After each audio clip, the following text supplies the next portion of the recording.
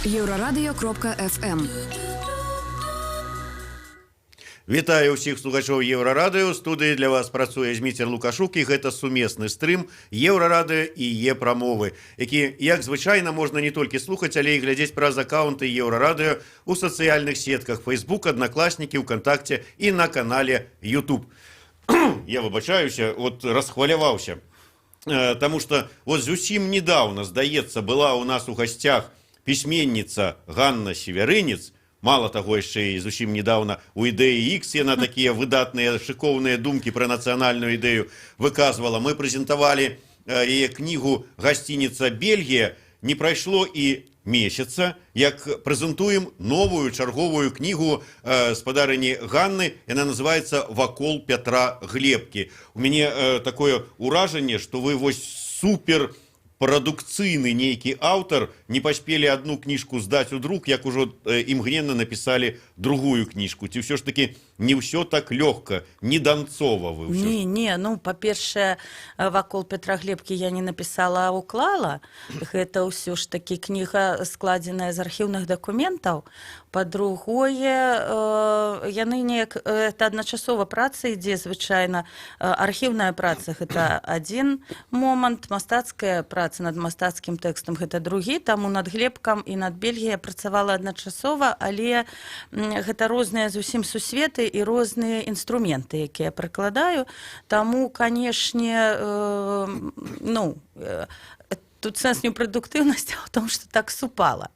А як ввогуле можна працаваць адначасова над двумя кнігамі, я маю на увазе нават над двумя сюжэтамі, тым больш улічваючы тое, што, вот, як вы кажаце, тут укладанне, больш такая архіўная праца, а там гістарычны дэтэктыў, вот, пераключацца з аднаго на другога, вот, як атрымліваецца? Ну, гэта ж адзін і той жа перыяд, і таму праца над кнігай, што тычыцца Глебкі, яна, канешне ж, дапамагала працаваць над Бельгіяй, таму што Бельгія ж пабудавана на матэрыялах дакументальных, архіўных, і, гэта перыяд адзін, а падыход да сюжэтаў розны, і я нават не ведаю, я сказаць па праўдзе не памятаю. Я памятаю, што я ўсё лета з імі сядзела, а як я там іх чаргавала, неяк па настроі. Зранку едзеш там у архіў, калі ёсць магчымасць і час, а ўвечары, прыкладам, ты ўжо в архіве ад гэтых дакументаў ўжо ванітуе, так ўжо сядзіш з мастацкім тэкстам, неяк так. Увогуле, вам не падаецца, што вы так крыху зацыкліліся на адным гістарычным перыядзе? Ці гэта нармальна? Калі ўжо ўсё ж таки паглыбіўся ў адзін перыяд, то ты дасканала яго вывучыў, і тут ужо можаш даць разгарнуцца свайму таленту. Ну, для даследчыка гэта нармальна. Гэта, можа, для пісьменніка ненармальна, але паколькі я пісьменнік такі пабочны, я найперш у літаратуры канкрэтна лічу сабе ўсё ж такі даследчыкам, то для даследчыка якраз гэта натуральная сітуацыя. Ёсць такія словы «мой перыяд». І было б смешна, калі б я адначасова з аднолькавымі кампетэнцыямі разважала пра міжваенную літаратуру, пра літаратуру 60-х, ці, прыкладам, пра Саламею Пельштынову. Гэта, па-першае, ненармальна, а па-другое, у асяродку даследчыкаў так нават не прынята. Ты не можаш быць кампетэнтным ва ўсім. Таму паглыбленне ў адзін перыяд – гэта правільна, і я сёння адчуваю сябе менш дасведчанай, чым на пачатку, таму што гэта ж час, гэта людзі, гэта вельмі насычаны разнастайны перыяд, і чым больш ты яго вывучаеш, тым больш адкрываюцца рэчаў, якія ты не ведаеш, і трэба ісці. Вось сёння тэлефанаваў Сергей Будкін, які рыхтуе нерастраляную літаратуру да прэзентацыі, ўжо кніжка, і ён пытае ў мяне, а Аня Савіч, жонка Чарота, я набрала прозвішча Чарота, калі замуж за яго пайшла, ці не? Я не ведаю. І гэта, гэта так дзіўна, здаецца, я і Чаротам займалася, і Аню Савіч ведаю гісторыю вольна дударай, напісаўшы Бельгію, а я не ведаю, ці была Аня Савіч кудзелькай. Вось, то бок вывучаць свой перыяд даследчык можа і павінен да таго моманту, покуль, ён займаецца ім сур'ёзна. Зразумелі, амаль год шла праца над гэтай кнігай, але давайте ўсё ж таки да самага пачатку, альбо, можа, яшчэ нават да таго моманту, які пачалі працаваць над гэтай кнігай. Чаму менавіта Глебка? Вот столькі класікаў у нас, чаму Глебка? Ну, па-першае, ідэя гэта належыць Александру Иосифовичу Фядуце. Калі я, здаўшы Дудара і Дубоўку, была ў такой некаторай разгубленасці, і падбіралася, мяне шмат хто цікавіў, я хацела складаць выбраныя творы Кляшторнага, я хацела і хачу і па сёння складаць выбраныя творы Зарэцкага, то бок нейкія планы такія былі, але яны, ну, луналі. І Фядута мне напісаў: а ці ведаеце вы, што ў Нацыянальнай акадэміі навук у архіве ляжыць дзённік Глебкі? Мяне гэта не ўразіла, бо я не ўразіла Глебкі, таму што мне не блізка стылістыка Глебкі, а ўразіла слова дзённік. Тым больш я ведала, што ў Глебкі ёсць твор «Мая анкета», які ён пачынае са словаў «дзённікаў я не вёў». А тут, аказваецца, ёсць дзённік. Ну, я, канешне, крышачку так прыняла такую, стойку такую паляўнічую, значыцца, сабакі, і кажу: добра, я пайду. Але ж я ведаю, што такое Нацыянальная акадэмія навук і архівы, і ўсе даследчыкі ведаюць, гэта самы цяжкі архіў, які толькі існуе, я думаю, што ў свеце. Бо ў гэтым архіве вельмі суворыя правілы, яны пільнуюць даследчыкаў, яны не даюць дакументаў, калі няма дазволу нашчадкаў. І ў мяне ў іх была анекдатычная сітуацыя, калі яны з мяне патрабавалі дазвол нашчадкаў Дубоўкі на працу з архівам Дубоўкі. Я кажу: так у Дубоўкі няма нашчадкаў, нікога няма наогул. Ну, дык і ўсё, яны мне кажуць. Ну, вось і тое, што гэты архіў, тое, што мне трэба будзе шукаць сваякоў Глебкі, тое, што там ляжыць гэты дзённік, тое, што я ведаю, што архівы НАНА, яны мала даследаваныя. Гэта, канечне, мяне так спартыўна такі інтарэс падагрэла. Ну і потым Фядуце даводзілася мяне ўвесь час трымаць, бо я прыходзіла з архіва і пісала яму: я не магу, Александр Иосифович, я не магу. Ён такі нецікавы, у яго дзённікі такія нецікавыя. А Фядута мне аднойчы напісаў такі убойны аргумент. Я сказала: Аня, самы цікавы дзённік у свеце гэта дзённік Людовіка, які ён напісаў 14 ліпеня, калі быў штурм Бастіліі. Мы адкрываем ягоны дзённік, а там напісана нічога. То бок, разумееце, вось гэтае напружанне паміж тым, што напісана ў дзённіку, і паміж тым, што адбывалася сапраўды ў гэты дзень, вось гэта нібыта стала такім штуршком. Я зразумела, якой будзе кніга. Я зразумела, што я там шукаю. Я зразумела, там 3000 адзінак у гэтым архіве справ, а ў кожнай справе яшчэ там па 300, 400, 500 тысячу аркушоў. І гэта ж немагчыма ўсё пералапаціць, і трэба ж разумець.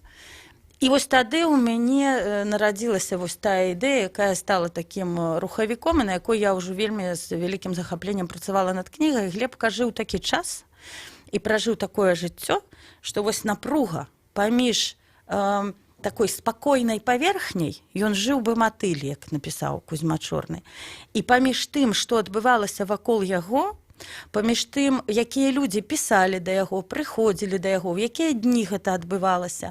Прыкладам, раманы ягоныя, так, пра якія мы сёння не ведаем, ягоныя раманы, якія разварочваліся ў 42-м, 43-м годзе, правільна, калі вайна, калі жанчыны, якія яго кахалі, яны ходзяць цераз фронт туды-сюды, яны вяртаюцца пад акупацыю, а ўсё гэта праз лісты інтымныя, так, праз лісты напісаныя пра каханне, але ў 42-м, 43-м годзе. Ці прыкладам цыдулка, так, Чорнага да Глебкі, яна напісаная ў тыя дні, калі адсюль вывозілі страляць 108 нашых пісьменнікаў у 37-м годзе, а гэтая цыдулачка значыцца: Пятро, сустракаемся сёння ў тэатры, забегай, справа будзе стаяць чалавек, возьмеш у яго контрамаркі. Ну, я даслоўна не памятаю, яна ўжо ў кніжкі будзе прадставаная. Разумееце, што вось гэта не Глебка, хаця і Глебка потым стаў сам героем, а вакол Глебкі эпіграмы, якія на яго пісаў Пантелеймон Панамарэнка па-беларуску, да? Эпіграмы на Глебку. Здаецца, дакументик гэта 2 аркушы, але якая за ім паўстае гісторыя? Панамарэнка, так, Глебка, ён піша на яго эпіграмы і кур'ерскай поштай з пячаткай, спецыяльна праз Менск дасылае яму гэтую эпіграму. Гэта ўсё такія гісторыі, і чаму мне падаецца, што кніжка будзе цікавая не толькі спецыялістам, я яе пабудавала так, каб гэтыя гісторыі лёгка аднаўляліся, досыць лёгка, але аднаўляліся самім чытачом. Каб яны гэтую гісторыю не я прапісала, не дакумент, не кніжка, а чытач сам па нейкіх дэталях, таму што там тэматычна лісты ёсць, якія перагукаюцца, сюжэты нейкія і гэтак далей. Гэтыя гісторыі будуць паўставаць, і чытач будзе неяк сутворцай, так? І ён будзе спасцігаць гэты час не таму, што я яму расклала па палічках і сказала, вось так, так, так, а таму, што ён сам нібыта правёў гэты архіўны пошук, спалучыў дакументы, параўнаў сведчанні, і ў яго такая адбылася карцінка. І ўсё гэта будзе круціцца вакол чалавека, які здолеў у гэты час праслізнуць паўз усе шесцяронкі, цвікі, малаткі, накавальні, праз усё. Паміж струменчыкамі дажджу. Ну вось так яно з гэтай метафоры пачынаецца менавіта прадмова. І прадмову трэба чытаць, таму што яна задае тон да гэтай кнігі. Быў жа такі анекдот, што казалі, хто выжыў пры Сталіне, ён пад дажджом можа зараз хадзіць без парасона, таму што ён прызвычаюся сухім. І вось Глебка, у якога бацькі павінны іх былі раскулачыць, і Глебка вырашаў тут пытанні, так? Потым сам узвышавец, які здолеў пазбегнуць любога нават намёку на арышт.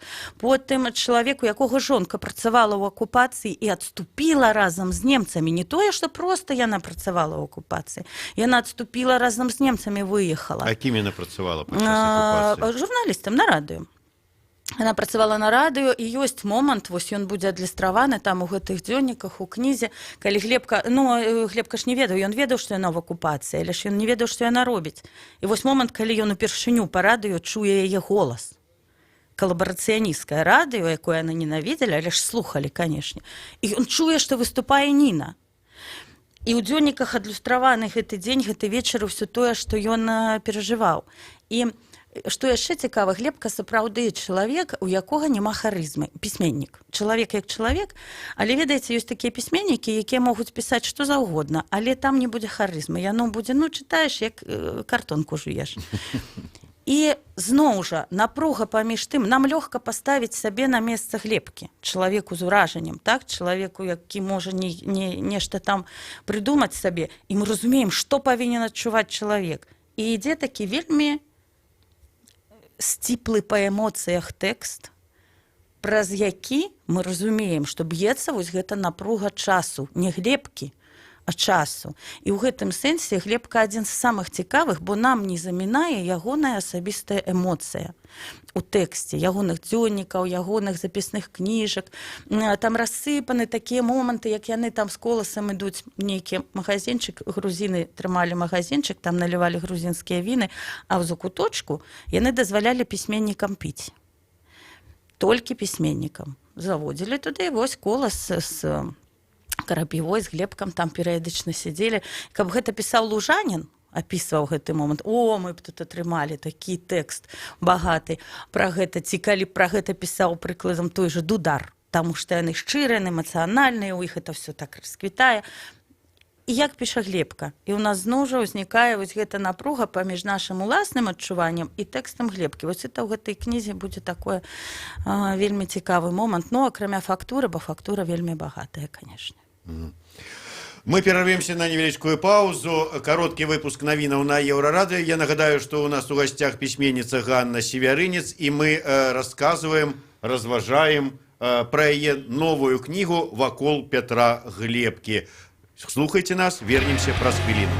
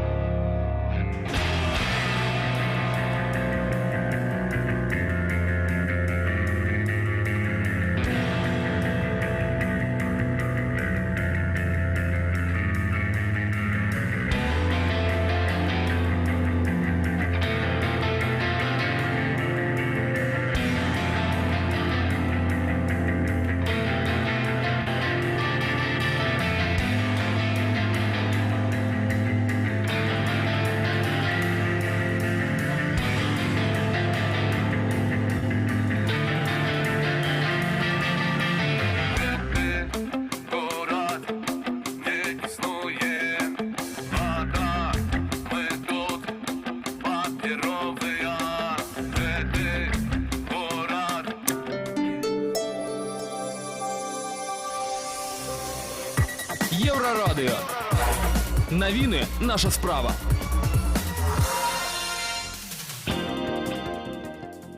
Вітаю, каротка пра асноўныя падзеі. Невядомы адкрыў стральбу ў трамваі ва Ўтрэхце. Гэта ў Нідерландах, у выніку чаго пацярпелі некалькі чалавек.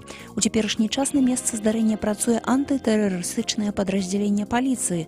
Рух на дарогах перакрыты. Чакаецца прыбыццё верталётаў, падрабязнасцяў пакуль няма. У Беларусі усталявалі мінімальны парог балаў на цэнтралізаваным тэставанні 2019 года. Гэта ад 0 до 9 балаў па непрофільных прадметах, а па профільных ад 0 до 24 балаў. Больш падрабязна прачытайце, калі ласка, на нашай старонцы еврорадио.fm. Гадавая інфляцыя ў Беларусі паскорылася да 6 з лішкам процентаў на год. Гэтак у лютым спажывецкія кошты павысіліся амаль на 1,5% ў параўнанні са студзенем. Больш за ўсё падаражэлі збожжавыя. Найменш даражэюць прадукты з гародніны. Сёння ўначы падаражэла і аўтамабільнае паліва на капейку, і гэта 4-е капеечнае падаражэнне ад пачатку года. Арына Сабаленка на 31 пазіцыю палепшыла сваё становішча ў парным рэйтынгу Сусветнай жаночай тэніснай асацыяцыі, і цяпер яна на 34-м месцы. На гэтым тыдні захаваецца няўстойлівае надвор'е з дажджом і мокрым снегам. Тэмпература паветра зрэшты на 2-4 градусы вышэйшая за кліматычную норму. Заўтра 19 сакавіка ў дзень па ўсёй краіне кароткачасовыя дажджы і парывісты вецер. Тэмпература паветра ўначы ад 0 до +5, у дзень 5-11 градусаў цяпла.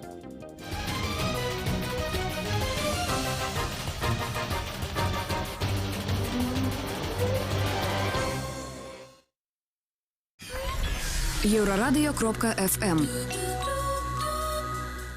Вітаю ўсіх слухачоў Еўрарадыё. Студыі працуе Зміцер Лукашук. Гэта сумесны стрым Еўрарадыё і Е-прамовы. І разам з пісьменніцай Ганнай Севярынец мы разважаем і выслухоўваем яе расповед пра новую кнігу спадарыні Ганны «Вакол Пятра Глебкі». Спадарыня Ганна, вы сказалі, што вот вам давялося працаваць найперш у архіве Нацыянальнай акадэміі навук, вельмі складаны архіў. Мне вот просто адразу такая думка падалася. Архіў нан, але той час, я думаю, што вот вельмі шмат, магчыма, дакументаў таго перыяду знаходіцца, да прыкладу, у архівах КДБ. Вот ці правы я ў сваіх падазрэннях, і ці былі спробы тых архівах нешта паглядзець, атрымаць? Ну, я скажу так, что что тычыцца Пятра Глебкі, то у меня не паўставала патрэба ісці туды у архівы, бо, па-першае, хапала матэрыялаў нану, па-другое, яны дастаткова празрыстыя, калі на іх глядзець, ты разумееш, чаму чалавек ацалеў, чаму, як атрымалася ў яго, то бок не было патрэбы ісці яшчэ ў архівы КДБ і глядзець прыкладам там, ці пісаў ён даносы, ці ён там супрацоўнічаў штатна, так, ну, щоб мяне магло зацікавіць. А можна я вось пераб'ю? Вы сказалі такую вот добрую фразу, разумееш, чаму і як у яго атрымалася ацалець. А як у яго атрымалася ацалець? Ну, гэта будзе спойлер. Гэта будзе спойлер, але я скажу так, гэта было свядома. Я наогул лічу, што нічога з нашымі пісьменнікамі ў 20-е гады выпадкова не здаралася. Тыя, хто быў расстраляны, яны былі расстраляныя не выпадкова. Тыя, хто ацалелі тым больш не выпадкова. Я ў гэтым упэўненая, хаця ў нас існуе такі агульна пашыраны міф пра тое, што ну там граблі ўсіх, хто трапіў, той трапіў. Так, па жыцці, у вёсках, у гарадах, на прадпрыемствах простых звычайных людзей сапраўды граблі ўсіх па плане. Вось стаіць план і грабуць. Пісьменнікаў, і асабліва беларускіх пісьменнікаў, таму што гэта памежная тэрыторыя, гэта краіна-твар, так, савецкай улады, гэта там бясконцыя спрэчкі з Польшаю, з Еўропай наогул. То бок да Беларусі была вельмі пільная ўвага, і таму пісьменнікаў, якія прэзентавалі гэту краіну і тут, і там, іх вельмі адсочвалі. І тое, што Глебка ацалеў, гэта была яго вялікая, мы зараз не кажам пазітыўная, негатыўная, канструктыўная, вялікая ўнутраная праца. над сабой, над сваімі адносінамі з людзьмі, над сваімі паводзінамі, над сваімі ўчынкамі. Гэта быў такі вялікі кантроль, што, можа, у ахвяру яму і была прынесена нейкая пісьменніцкая харызма. Глебка сарваўся публічна адзін толькі раз. Гэта было у паэме «Карменсіта». Я яе там цытую. І «Карменсіта» — гэта адзіны насамрэч твор, ён такі памежны. Ён напісаны чалавекам, які не быў арыштаваны. Ён напісаны пасля таго, як узвышаўцы ўсе паехалі ў высылку. І гэта адзіны твор, вось калі займацца псіхалогіяй гэтых гадоў, псіхалогія творчасці, гэта твор, у якім Глебка ў 32-м годзе кажа, што я быў паэтам, а стаў пісарам. Я быў чалавекам, які спасцігаў сусвет, а стаў чалавекам, які сядзіць і піша тут нейкія пабрыкушкі, драндушкі. І што мне рабіць? Як мне з гэтага выблытацца? Як мне зараз працягваць быць пісьменнікам? Гэта адзіны твор, які мне вядомы, у якім чалавек так шчыра перажывае тую праблему, якую мы сёння вывучаем. Як яны жылі ў гэты час і што яны прыносілі у ахвяру. Такім чынам, я выбачаюся, вот мне просто цікава, як чалавеку, які сам троху там нешта, можа, дзе папісвае, як кажуць, выжылі тыя, хто сталі пісарамі, а хто адмовіўся станавіцца пісарамі, тыя і былі адвезеныя? Ну, па-першае. Па-другое, як я гляджу на гэтую справу, па-першае, канешне, выжывалі тыя людзі, на якіх можна было ўплываць, з якімі можна было весці гутаркі. Так? З Дударом, з Дубокам, з Зарэцкім было бессэнсова весці гутаркі. Гэта былі людзі, якія проста па сваіх чалавечых уласцівасцях не маглі супрацоўнічаць так, як трэба. Па-другое, канешне, выжылі людзі, якіх проста немагчыма было крануць, купала з коласам. Гэта, ну, проста фізічна не было магчыма. А па-трэцяе, выжылі людзі, якія былі гатовы супрацоўнічаць з Масквой па нацыянальным пытанні. Тыя, хто шчыра прымаў ідэю пра Расію старэйшага брата, Беларусі малодшага, хто згаджаўся ўнутрана на максімальную русіфікацыю, хто ўнутрана згаджаўся на слоўнік Крапівы, на этнаграфію Глебкі, разумееце, хто гэта рабіў не таму, што ён там ламаў сябе, ну, тому што, ну, яны так лічылі, што, ну, Расія, братні народ, братняя культура, і для іх гэта не было нейкім кампрамісам. Гэта былі іх унутраныя установкі, сёння ёсць такія людзі, і я думаю, што іх адбіралі менавіта па гэтых трох нейкіх такіх прынцыпах. А вот як рабіць з такога чалавека, вот зараз з нашых, я не ведаю, там, нацыянальных пазіцыяў, калі вот падыходзіць, вот як рабіць такога чалавека героем кнігі? Так это ж самае цікавае. Ну, здаецца, вот нам бы вот кого-нибудь там вот такого беларускага Че Гевару. Ну, пра гэта ёсць кніга Владзімир Дубоўка, ён і пра яго, правільна? Ёсць выбраныя творы Алеся Дудара. Ну, я маю на ўвазе, што я з гэтым перыядам раблю. А ну, ясна, што герой ён цікавы. Вельмі цікавы, конечно, нейкі злодзей. Ну, злодзей без архіў КГБ не зробіш. А чалавек-канфарміст, так, такі, які калабарацыяніст у самым шырокім сэнсе, чалавек звычайны, так, чалавек, які незвычайны толькі тым, што ён уратаваў усіх, хто яго абкружаў. Усіх. Так, і сябе, і жонку, і сям'ю, і як мог сяброў. Ёсць там вельмі такі драматычны сюжэт, калі Максім Лужанін арыштаваны, піша Глебку з Мінусінска, разумее, што Глебка можа нават не адкрыць ягоны ліст, піша яму па-руску, ну і так асцярожненька, ну, і Глебка яму адказвае. І што ён там адказвае, як ён піша, разумеючы, што ён піша высланаму, але сябру, што ён піша чалавеку, з якім у іх было, ну, такое сяброўства мужчынскае, што, ну, самае-самае. Разумееце, ну, гэта цікава як стратэгія, якую чалавек абіраў, і гэта цікава, да чаго гэта прывяло яго ўласна. То бок ён лічыць, ён шчаслівы ці не? Ён пражыў шчаслівае жыццё ці не? І чаму я настойваю, што фотаздымак на вокладцы, які я паставіла, ён выражае гэту гісторыю, ён не быў шчаслівым, Петро Глебка. І ён сам сабе, нават будуць дакументы гэтай у кнізе, прызнаваўся ў тым, што ён нешчаслівы. Гэты канфармісцкі путь яго прывёў вось да такіх высноваў. А мы ж кожны зараз таксама пусціць у такой лайтовай версіі пражываем усе гэтыя праблемы, ці нам скарацца, ці нам хітрыць, ці нам, ведаеце, бегаць паміж кроплямі, ці нам як дубоўка пляснуць далонню і паехаць у высылку, тьфу на вас на ўсіх, все буду я рабіць як рабіў. Што, як быць? Гэта ж... Вот калі казаць, ну, я не ведаю, так, скажем, высокапарная, кажуць, звышмэта, вот чаму вучыць нас гісторыя дубоўкі, гісторыя глебкі?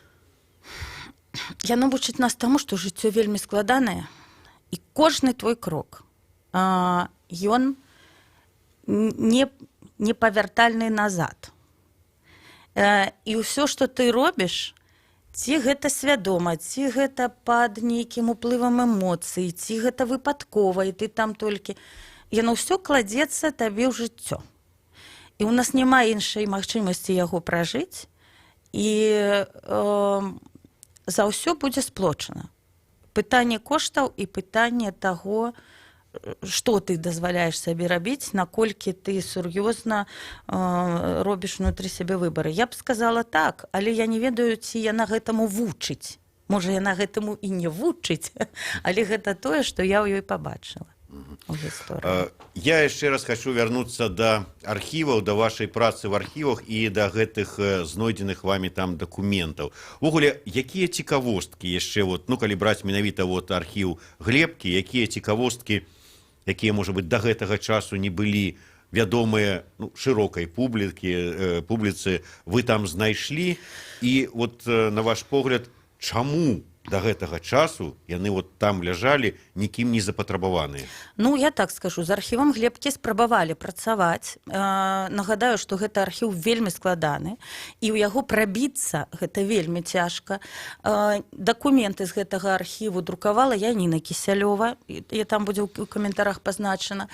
З гэтым архівам прабіваў гэтую сцяну Ціхан Чарнякевіч, то бок людзі спрабавалі працаваць. Але, ну, ці то час, ці то яшчэ нейкія моманты. У мяне больш за ўсё самы цяжкі момант гэта быў усталяваць адносіны з сваякамі глебкавымі, і псіхалагічна гэта ўсё правесці так, каб мне далі дазвол, па-першае, ўсё гэта чытаць, а там вельмі шчырыя дакументы ў кнізе, інтымныя, з падрабязнасцямі такімі сур'ёзнымі. А па-другое, друкаваць. То бок гэта такая яшчэ асобная праца, не літаратуразнаўчая, ўжо не даследчыцкая, а можа псіхалагічная, чалавечая, па ўсталяванні кантактаў. Гэта людзі ўсё ва ўзросце з цяжкімі асабістымі гісторыямі. Таму, канешне, ўсё, што маглі даследчыкі да мяне, яны зрабілі з архівам Глебкі, а тут быў такі збег абставіны, можа, нейкіх маіх, ўсё ж такі я жанчына, ведаеце, настаўніца, мне прасцей у нейкім сэнсе паразмаўляць там з людзьмі. А што тычыцца цікавостак, то я б падзяліла так, там будуць цікавосткі, а будуць такія, можа, скажем, міні-сенсацыі. Напрыклад, вось гэты дзённік Глебкі, які наогул не павінен быў быць ніколі надрукаваны, і ён сам, напэўна, не адразу даў дазвол на друк. Я вельмі дзякую Ларысе Петроўне, што яна дазволіла яго друкаваць. Гэта дзённік ваенны, у якім прыкладам утрымліваюцца звесткі пра тыя дні, калі загінуў Янка Купала. Гэтых звестак купалазнаўства яшчэ не бачыла і не ведае. Гэта проста, это ж не мемуары, а дзённік у той дзень, калі Купала загінуў, у той дзень пасля, у дзень, калі пачалося расследаванне, і там з глебкавай такой дакладнасцю стенаграфічна запісана ўсё з людзьмі, якія былі па хвілінах распісаны вось гэты дзень, калі загінуў Купала. Па-другое, гэта зноў жа ў гэтым дзённіку звесткі пра тое, як сустрэў СПС СССР у Маскве вайну. Насамрэч, як людзі рэагавалі на тое, што пачалася вайна, і якая была гэта драма, і герояў там у гэтай драме было няшмат. А былі ў асноўным, канешне, людзі, якія рэагавалі панічна і гэтак далей. Будзе ў гэтай кнізе ўпершыню сапраўдная гісторыя Аляксея Туранкова, нашага кампазітара, якога рэпрэсавалі за тое, што ён выдаў партызанку. І я глядзела, канешне, у адпаведнай літаратуры няма праўды, то бок ніхто з даследчыкаў яшчэ сапраўднай карціны падзей не апісаў, і вось яна будзе нарэшце раскрыта. Вось гэтая гісторыя драматычная, вельмі туранковая, як ён сапраўды выдаў гестапа партызанку, чаму і быў пасля вайны рэпрэсаваны, але як гэта было насамрэч. Канешне, дзённікі Ніны Глебка за акупацыю, якія яна там вела, это невялікія сшытачкі, але гэта дакумент часу, так?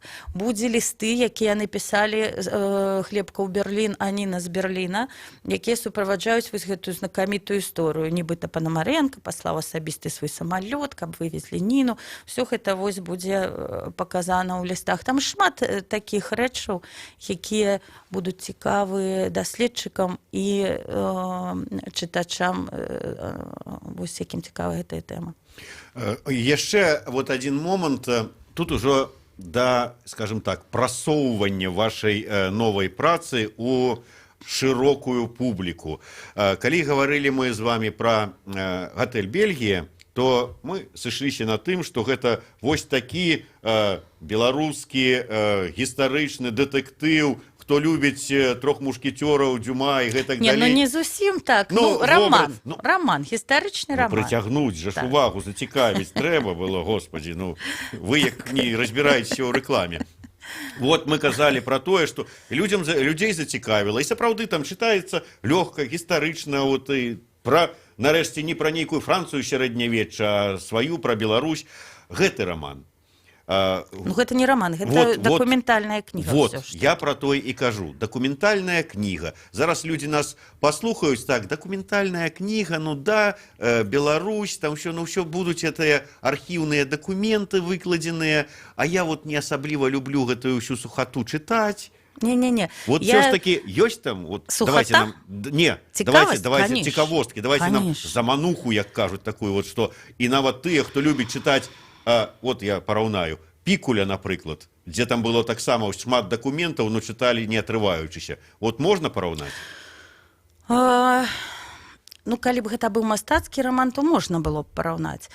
Тыя, хто чытаў Дубоўку, ён і пра яго, по ступені напружанасці сюжэту, по ступені цікавасці, я, канешне, не як сапраўдны навуковец, я даю дакументы ў вытрымках, і я апускаю прыкладам сухоцце, якое не ўплывае на сюжэт. Так? Ну, з такіх цікавосткаў для людзей, такіх, скажем, такога чалавечага плану, там, канешне, будзе вельмі драматычная гісторыя, чаму у Ніны з Пятром не было дзяцей. Гэта вельмі чалавечая, вельмі напружаная такая драматычная гісторыя, як яна складалася, не буду таксама спойлерыць. Там вельмі пранізлівая гісторыя аднаго з раманаў Глебкі. Адна там смешнаватая, канешне, а другая вельмі драматычная, калі дзяўчына закахалася ў яго ў 42-м годзе, але паколькі ён увесь час, адказваючы на яе пачуцці, думаў пра Ніну, размаўляў пра Ніну, ўсё ёй скардзіўся, ведаеце, такая мужыцкая ёсць закаханай дзяўчыне ў плечо плакацца пра сваю жонку. Ой. Ну, і яна ад все гэта, калі добраахвотнікаў шукалі ісці праз фронт у партызаны з паходнай друкарняй, яна сышла і пры пераходзе фронту загінула. Ну, вось яе лісты да яго, гэта, канешне, такі вельмі драматычны сюжэт. Ліставанне асабістае паміж Нінай і Пятром. Ёсць у беларускай літаратуры шмат захавалася ліставанняў паміж мужамі і жонкамі, Дубоўка з жонкай. Ёсць вельмі пяшчотнае такое ліставанне Гаўрылы Гарэцкага з Ларысай.